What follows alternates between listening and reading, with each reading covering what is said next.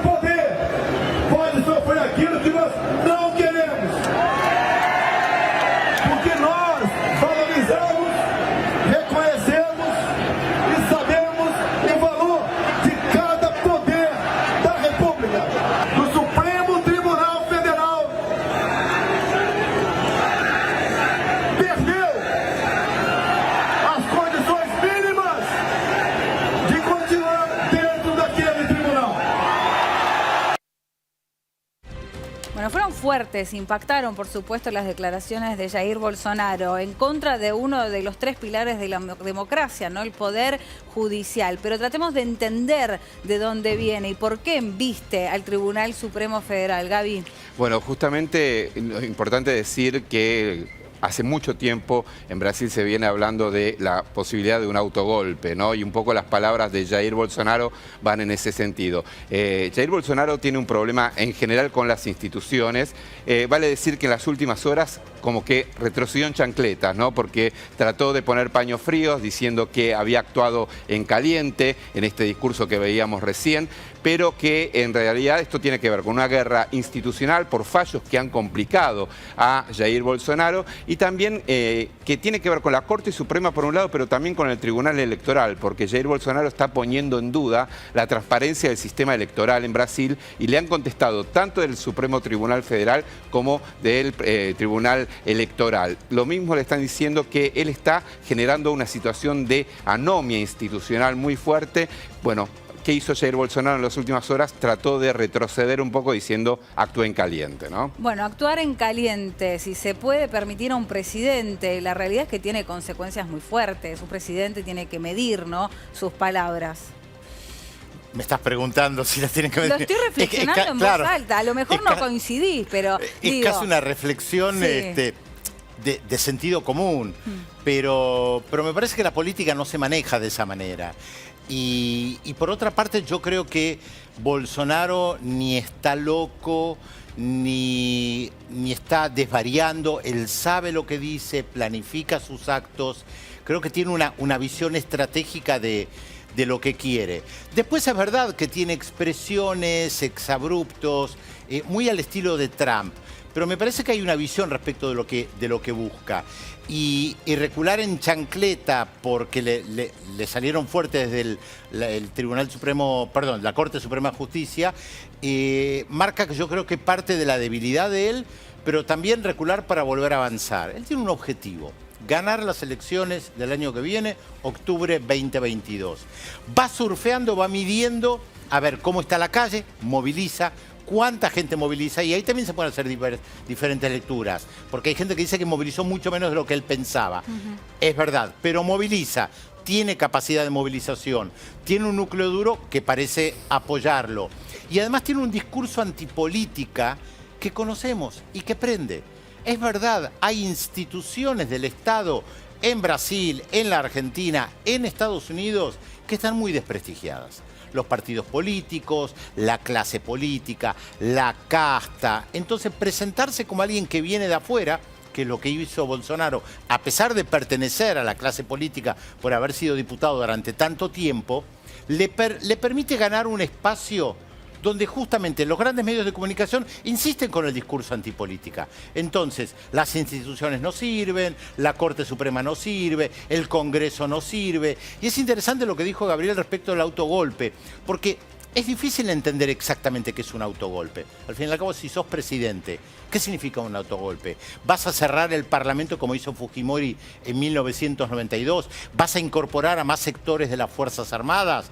Si al fin y al cabo sos presidente, ¿qué significa? No queda claro. Bueno, hay 9 de 23 ministros de Bolsonaro que pertenecen a las Fuerzas Armadas, ya sea que sean activos o retirados, y hay más de 6.000 que están también en función, en ejercicio de empresa. Tal cual. Y me parece que allí hay un punto muy central para ir analizando. Y me gustaría que lo retomemos esto, pero antes quiero retomar lo que ustedes estaban diciendo respecto de cómo se devuelve, ¿no?, este mensaje, porque le respondió, por supuesto, el presidente del Tribunal Federal, del Tribunal Supremo Federal, Luis Fux, y esto fue lo que dijo. A crítica institucional não se confunde e nem se adequa com narrativas de descredibilização do Supremo Tribunal Federal e de seus membros, tal como vem sendo gravemente difundidas pelo chefe da nação.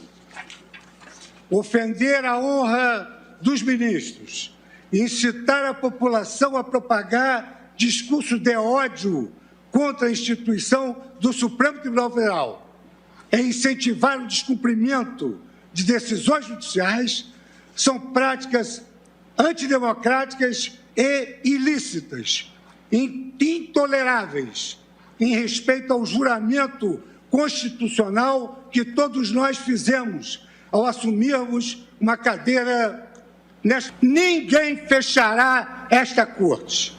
Nós a manteremos de pé, com suor, perseverança e coragem. No exercício de seu papel, o Supremo Tribunal Federal não se cansará de pregar fidelidade à Constituição. Bueno, me parece muy contundente cuando el presidente del tribunal dice que hay alguna de los actos que lleva adelante Bolsonaro que son ilícitos, que son un delito. Entonces uno podría pensar, si es un delito, tiene que haber un juez que lo juzgue. En este caso, el proceso de impeachment pasa por el Congreso, ¿no? Y se apilan esos pedidos de juicio político. Pero ¿hay voluntad de llevarlos hacia adelante? Ya vimos cómo se han destituido otros presidentes no hace mucho. Bueno, el tema acá es que la degradación política que sufre Brasil desde hace mucho tiempo, creo que quedó en evidencia cuando fue el escandaloso impeachment contra Dilma Rousseff, ¿no? Ahí todos pudimos ver en vivo y en directo la calidad de legisladores que tenía Brasil, la mayoría de ellos con causas de corrupción. Recordemos que Dilma Rousseff no fue echada por un hecho de corrupción, sino lo que sería aquí una atribución de superpoderes de dirigir, si se quiere, el tema del presupuesto para cerrar una emergencia. Bueno, no fue por corrupción. Sin embargo, los que lo juzgaron, la mayoría de ellos tenían causas penales por corrupción. Bueno, en ese Congreso es el que hoy está frenando el impeachment contra el presidente Jair Bolsonaro, y por eso también hay tanto escepticismo de toda la ciudadanía con respecto a las instituciones. Dicho sea esto de paso, recién lo escuchábamos al presidente del Supremo Tribunal Federal, un Supremo Tribunal Federal que también, vale decir, fue muy errático en sus fallos. Por un momento fue el que permitió que Lula termine preso, después dijo, no, lo tienen que liberar, después dijo, el juez Moro, que fue el que lo puso preso, actuó parcialmente, o sea, es muy errático el sistema judicial y particularmente el Supremo Tribunal Federal, que hoy está en la mira de Jair Bolsonaro porque no le gustan los fallos que está dando, ¿no? Pero además permitir una acotación, y es que en un momento determinado sí le gustó cómo actuaba la justicia, porque de hecho el juez Moro fue su ministro. Ministro de Justicia. De Justicia, ni más ni menos. Exactamente. Ahora, vos dijiste muy bien, se acumulan los pedidos de impeachment. Hay más de 100. ¿Qué significa se acumulan? Que llegan los pedidos de impeachment y esa atribución del presidente del Congreso, Artur Lira, que es alguien que está con Bolsonaro, de impulsarlos o cajonearlos. ¿Qué está haciendo Lira? Los cajonea. Por eso bien dijiste, ahí se van acumulando, efectivamente, se van acumulando, pero depende de las atribuciones que pueda tener el presidente del Congreso y hasta dónde él puede decidir manejar esto. Por eso él tiene un discurso ambivalente, dice, bueno, basta, hay que tratar de calmarse, calmemos las aguas, veamos cómo bajamos los tonos. Eso puede parecer correcto cuando lo dice, pero lo que está buscando también es evitar que crezca esta bola de nieve en contra de Bolsonaro con el juicio político, tomando en cuenta que incluso varias de las personas que apoyaron a Bolsonaro, que estuvieron en la lista Bolsonaro, lo abandonaron. Varios de los medios de comunicación que estaban en contra de Dilma Rousseff, en contra de Lula o de Fernando Haddad en las elecciones anteriores y que objetivamente apoyaron a Bolsonaro, lo abandonaron. De hecho, gran parte de los medios de comunicación, el martes 7, el eje era que acá había un golpe, autogolpe, atentado contra la democracia y focalizado en Bolsonaro. Bueno, vamos a sumar, ya está conectado.